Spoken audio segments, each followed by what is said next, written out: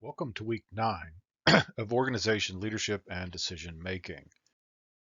Our agenda is the same as every week. We're going to start with a discussion of the assignments, then we'll follow up with a discussion of the reading. First, the assignments.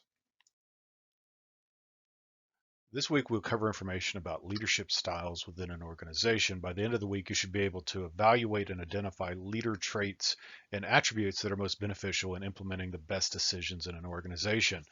We'll also, you should be able to explain the differences in charismatic and transformational leadership. Your reading for this week is chapters 6, 7, and 8 of Bratton. Week 9's discussion centers on identify leader traits and attributes that are most beneficial in implementing the best decisions in an organization. Explain the differences in charismatic and transformational leadership and how both leadership styles impact organizational effectiveness. Please note how these leadership styles affect implementing new innovative technologies. Review Table 8.1 in the reading this week. Note the work characteristics and traditional values versus high performance focus. Note which focus is best for strategic decisions and which is best for operational decisions.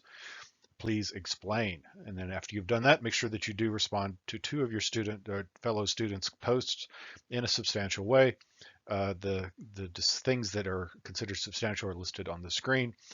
These haven't changed, nor has the requirements around the APA formatting. So make sure that you do APA citations in text and ensure that you're include at least one peer-reviewed scholarly source. Looking forward to next week, we'll be talking about the tools to manage geographically dispersed teams, something that's quite relevant in our current environment. By the end of this week, you should be able to understand the tools geographically dispersed teams utilize to be effective. And you'll read the article by Hill and Bartal on empowering leadership and effective collaboration in geographically dispersed teams. The written assignment for next week will be based upon the article that you read, respond to the prompts. How do geographically dispersed teams collaborate effectively? Please find at least 3 tools on the market that teams can use to collaborate on a geographically dispersed team. Please note that pros and cons of each tool. Based on the research above, note which tool you would select if you were managing a geographically dispersed team and why. Make sure that your response to these prompts is in the length of 3 to 5 pages, not counting title page or references. Make sure that you follow APA guidelines. You do want to turn these prompts into headings inside of your paper rather than simply copying them over and responding to them in line. That won't do very well when it comes time for grading. Speaking of grading, here's the rubric that will be used to evaluate any of the written submissions. And note that there is an expectation that APA style is used. Part of APA styles is the use of headings, so keep that in mind. Moving on to the reading, and we do have several chapters to discuss, so this is going to take a little while, but I will try to go as quickly as possible and yet still add value. Jumping straight into leadership theories, part 2, chapter 7, the charismatic and transformational leadership. So the learning outcome after this chapter, you should be able to explain the meaning of charismatic and transformational leadership, critically analyze the charismatic and transformational leadership approach to leadership, and critique charismatic and transformational perspectives of leadership and explain some of the ethical issues. So introducing the concept. The ability to use language to stir emotion, to persuade, and to mobilize people can be called, for simplicity, the charismatic effect. Charismatic and transformative leadership share a common view that leaders as individuals who inspire others through language to change. While both take a leader-centric perspective on leadership, the focus is on a set of behaviors and skills that can be learned and developed. When discussing charismatic leadership, it's important to have a clear definition of what charisma is, and in turn, charismatic. Charisma comes from a Greek word that basically means favor or grace. It generally describes a speaker's personal talent, to command and compel an audience. They can basically control the room with their words and in turn motivate people in a way that is without equal.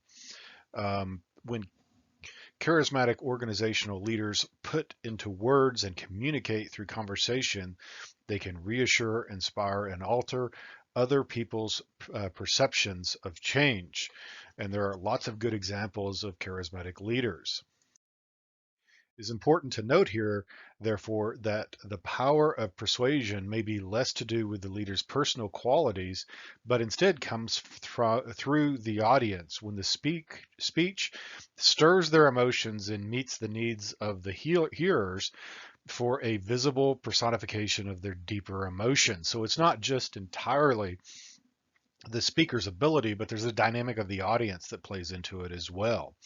Communication scholars suggest that charisma is a personal attribute, command of language, use of nonverbal communication, hand motions, eye contacts, that can be cultivated, that many individuals may have, and that some may have more than others. So while it's a skill that you may naturally have, it is something that can be learned and nurtured. Charismatics are effective leaders. Depends to some extent on the context. So it depends on the situation and the dynamics at the moment. Charismatic leaders do not always act in the best interest of their followers, shareholders, or communities in which they are based.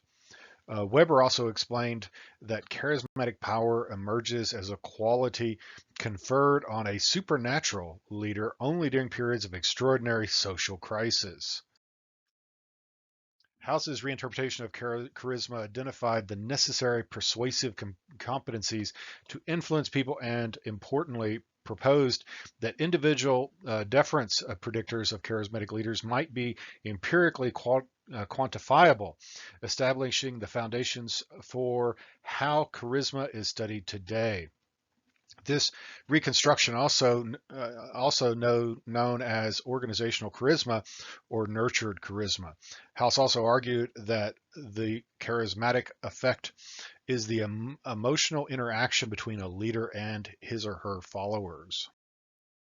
To explain how leaders engage followers, um, House and Shemrin proposed that leaders have extraordinary effects on followers who are motivated by enhanced levels of self-identity that lead to personal commitment to the leader's mission, self-sacrifice, behavior, and fulfillment. Contrary to Weber, House suggests that there are many charismatic leaders whose charisma did not diminish with time. Bass noted that charisma can be present in leaders beyond the moment of crisis and that they still retain their charisma despite failing to perform. Further developed charisma leadership by posing that charisma is an attributional phenomena that happens through three-stage behavior process that engenders high trust in the leader and enhances follower performance. Leader articulates an attainable vision that will inspire follower a collective action to achieve objectives that are necessary in fulfilling this vision. A leader creates an aurora of confidence about the vision. Leader who uses unconventional and novel strategies or practices to achieve the vision. So we talked a bit about the charismatic leaders, and there's quite a few of those that may come to mind. If you're interested, take a look at the documentary on General Magic, which talks about the charismatic leader of that organization. They were pioneers in the cell phone and smartphone world. And through the power of persuasion and leadership, they were attempted things that had never been done before and made people believe that they could be done. But it turns out technology wasn't quite ready, and so they were unsuccessful. And the work they did, though, did pave the way for most of what we think of today as a smartphone. So you may think Steve Jobs is a really charismatic or was a really charismatic leader. He's not alone in the field. So moving on to transformational leadership. Transformational leadership is rooted in the employment relationship. It is primarily defined as an exchange relationship in which the leader and followers are engaging in some kind of agreement. Example, these transactional exchanges constitute the psychological contract, the implicit contract between employer and employee, which remains rooted in such an exchange, whether economic, example rewards, social, group membership, or psychological self-esteem. On the other hand, transformational leadership objective is that leaders appealed to their followers' sense of value beyond their own self-interest. It has to be the belief of the organization, not just the leader. In Batts and Riggio's transformational leadership model, transformational leaders are able to inspire followers to transcend their self-interest for the good of the organization with four essential behaviors: idealized influence, inspiration, or motivation, and intellectual stimulation, followed by individualized consideration. Transformational leaders link their vision to their employees' growth needs and value through responding to individual followers' learning and growth needs by empowering them. In addition, there are two other elements of the leader transactional factors: a contingent reward and management by exception. Therefore, transformational leadership, particularly contingent reward, provides a broad basis for effective leadership, but extraordinary performance and employee satisfaction, commitment, and loyalty is possible through transformational leadership if augmented by transformational leadership. Figure 7.1 shows the augmented effect of transformational leadership. So idealized plus effect plus inspirational motivation plus intellectual stimulation plus individualized consideration, and then combined with reward and management by exception gives expected outcomes and kind of a psychological contract in place to extraordinary performance. Charismatic, ideological, and pragmatic model of leadership, known as the CIP, emphasized a leader's sense-making process before outlining the resulting leader behaviors. Through sense-making, the leader helps followers see the past and to envision what is ahead more clearly. Cross-cultural studies seem to confirm the universality of some aspects of charismatic leadership, though the influence of leadership is particularly popular in the United States and significantly less so in Nordic countries. Numerous leadership writers suggest that leadership can help facilitate innovation and organizational change. Leaders can facilitate change by communication that inspires and challenging employees to look at old problems in new ways. Essentially, an emotional bond between a leader and followers results in followers doing things they would probably never would have done otherwise, especially for a non-charismatic leader. The value of the voice in the innovation process, of the employee's voice in the process and change process. In summary, transformational leadership must be inclusive, open, and engaging, or trust. Knowledge creation and sharing will falter.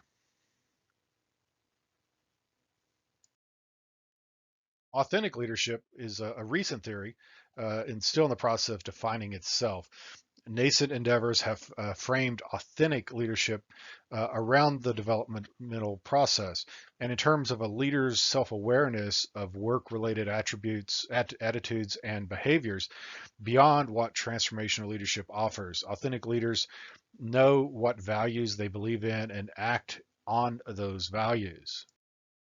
Ethical leadership theories of leadership emphasize integrity and consistency between a leader's espoused values and behaviors. An ethical leader is someone who does the right thing the right way and for the right reasons. An ethical leader has the crucial responsibility to create the ethical expectations for all organizational members.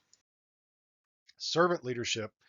A servant leader should go beyond their self-interest and focus on the opportunity to empower and help others, their followers, and attentive to their needs. So basically helping their followers develop and be attentive to their needs, emphasizing Empathizing, listening, persuading, and developing followers' full potential are some of the characteristic behaviors of servant leadership. All three theories have conceptualized leadership using value-loaded language and explicitly address the role of leader in creating ethical organizational practices.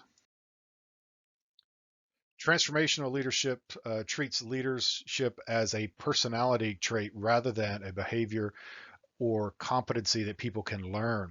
Transformational leadership also reinforces the heroic leader perspective because of its basic premise that it is the leader who inspires and mobilizes followers to do exceptional things. The charismatic nature of transformational leadership presents significant risks for organizations. Reverence and blind obedience to a leader can risk the Lacaris paradox. Charismatic transformational leadership theories downplay the importance of power. Charismatic and transformational leaders achieve and expect obedience by a combination of charismatic and rational legal type of authority. Persuasion by transformational leaders for followers to accept the leader for commitment by displaying certain behaviors, competencies simultaneously as the spectre of precarious work is omnipotent.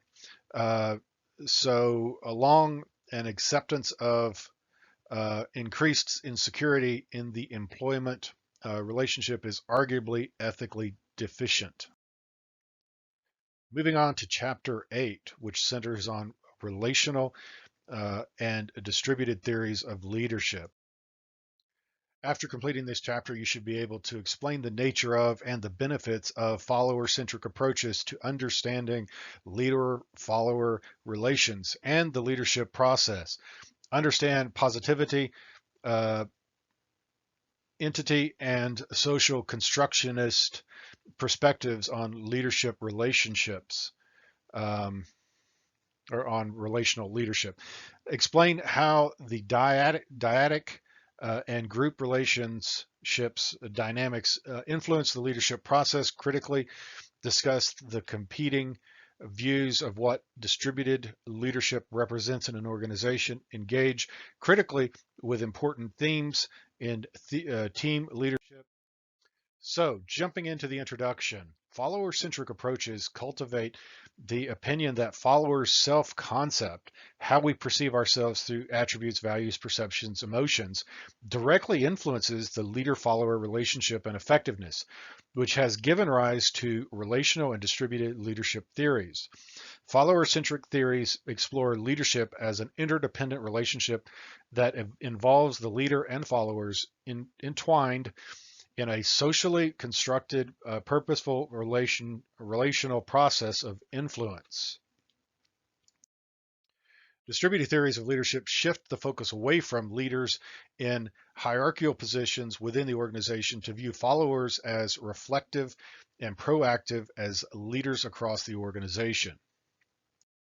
Starting our conversation around classical relational studies, individuals not only shape the relations they engage in, but also are simultaneously shaped by reciprocal human interactions. For Semel, um, society is construed or consisted of a web of interactional forces between individuals and groups, and his focus on the concept of reciprocity emphasized that every single social phenomena has meaning only through its relationship with others.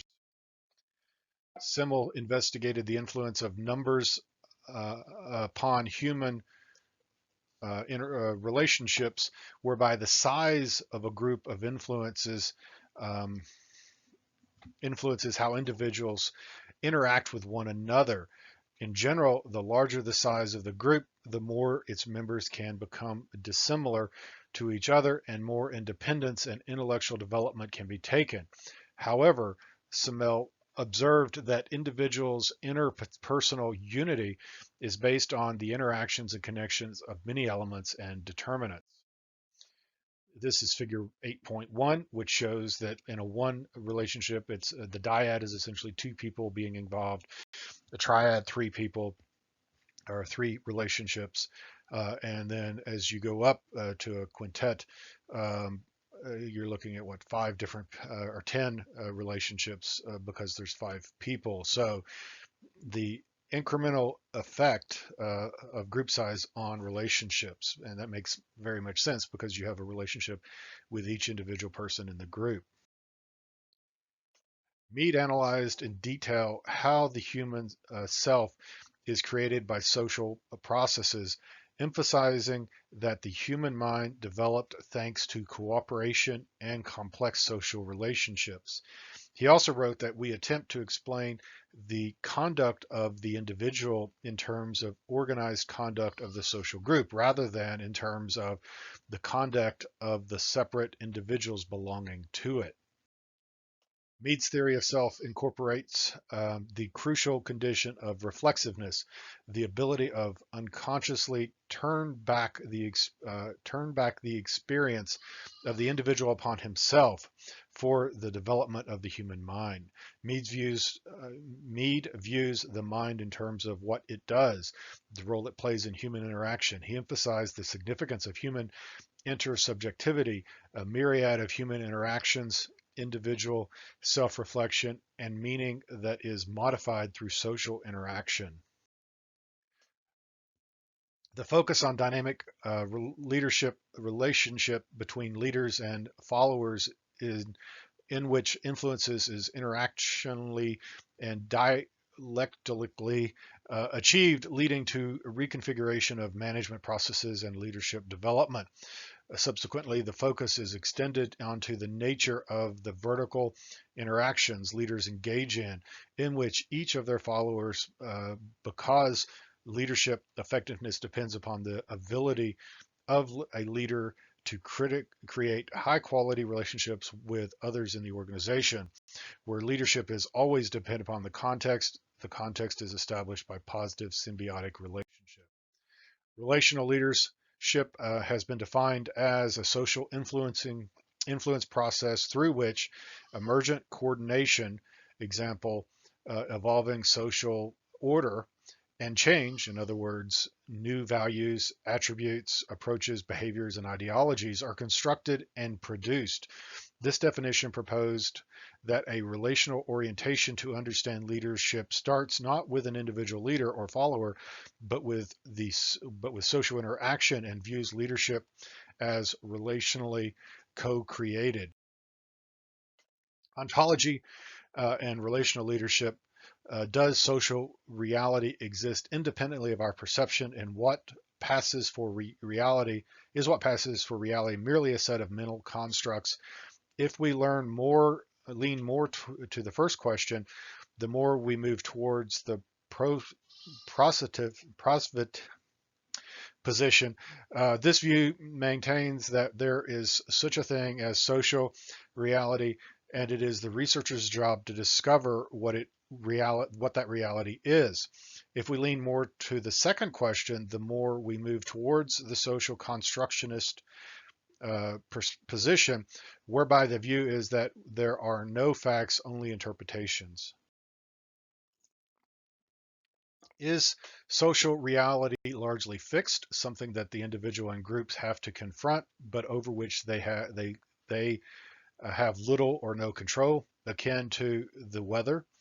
Is social reality not necessarily existing, but fluid and open to be shaped by individuals and groups through their social interactions and agency?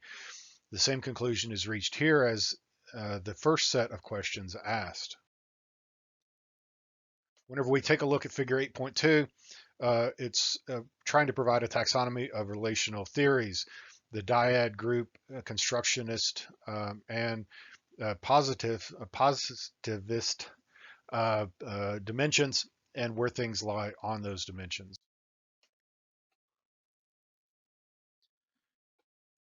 The positivist dyadic relation perspective, leaders and followers are treated as stable entities that have different roles in the organizational context. Leader members exchange theory, LMX, focuses on the quality of the dyadic relationship between a leader and an individual. It argues that because followers are uniquely different, leaders should establish a special relationship with each of her or his followers rather than treating followers as a homogeneous group. Antecedents of didactic relationship quality, role of contextual forces and organizational imperatives, leader attributes, follower characteristics, interactional factors between leaders and followers, perceived congruence and psychological contract, concept of equity, differentiated LMX relationship, in-group relationships based upon expanded role responsibilities, out-group relationships based on restricted role responsibilities. The positive dyadic relational perspectives is the intersection between the leader and the follower. So that is where the dyadic relationship exists, as is shown in figure 8.3. Social constructionist grouped level relational perspectives. Through positive perspectives, three distinct streams of differentiated LMX theories are produced. Perceived LMX differentiation seeks to capture perceived variability within a group. Relative LMX, a grouped level LMX differentiation, analyzes didactic relationships in work groups characterized by complexity and interdependency. These studies underscore the importance of context and role conditions. Through a social cultural prism, a constructionist position is adapted to view relationships. Self-concept is vital. Leadership does not exist as an entity, but rather it emerges through processes of interaction and co-construction. Sense-making shapes human relationships. Leadership is not possessed by an individual, but leadership resides in the between space of the relationship. Figure 8.4 is a demonstration of relational leadership processes. The growth of distributed leadership shifts the focus from hierarchy to hierarchy, from heroic to post-heroic leadership. Leadership resides in every individual of the group who takes on the role of leading a group, not just those positioned at the top of the organization. Propose lead from behind through employee empowerment, facilitate than being an all-knowing expert, most effective when tasks are interdependent, complex, and leader capabilities within the organization and teams have developed. Distributed leadership is an interactive process disassociated from the hierarchy.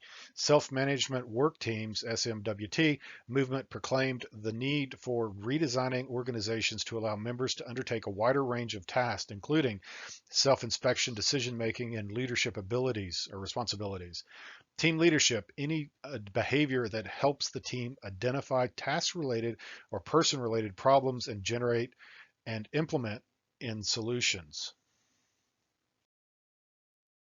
Table 8.1, the traditional and high performance team models.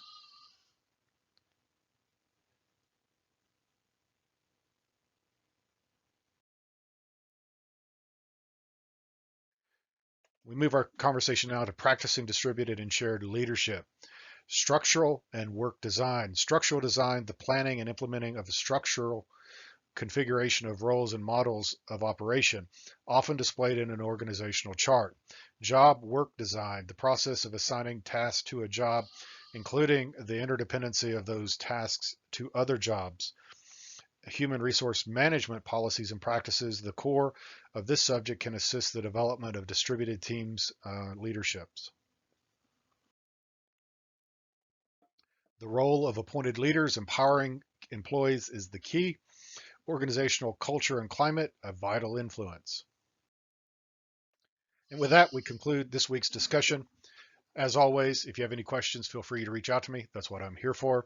Feel free to send an email, text, whatever works for you. I'm around. As always, stay safe, and we will talk again next week.